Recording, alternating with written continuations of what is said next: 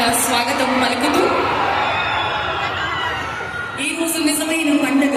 ఆంధ్ర రాష్ట్రం ఒక కొత్త నాంది, కొత్త బాటకి పునాది వేస్తున్న ఈ కొత్త పండుగకి సభా ప్రాంగణం నిండుగా ఉన్న ప్రజల్ని చూస్తే నిండు చైతన్య సారథిలాగా వెలుగుతున్న మా నిండు చంద్రుని చూస్తే గుండె నిండుగా అనిపిస్తోంది. అసలైన పండుగ వచ్చినట్టుగా అనిపిస్తుంది. మాన్య ముఖ్యమంత్రి వర్యులకి సభా ప్రాంగణంలోకి స్వాగతం పలుకుతూ వారిని ఆశీనులు కావాల్సిందిగా కోరుతున్నాం. బంగారు కుటుంబంతో మార్గదర్శితో కలిసి శ్రీ చంద్రబాబు నాయుడు గారు మరియు డిప్యూటీ సీఎం శ్రీ పవన్ కళ్యాణ్ గారు కలిసి కూర్చోబోతున్నారు.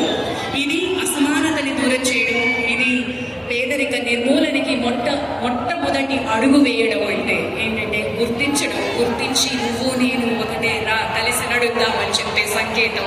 ఎవరు విడిగా కూర్చోలేదు, ఒకసారి గమనించండి, అందరూ కలిసి కూర్చున్నారు. అక్కడ బంగారు కుటుంబం, మార్గదర్శి, అధికార యంత్రాంగం, రాష్ట్ర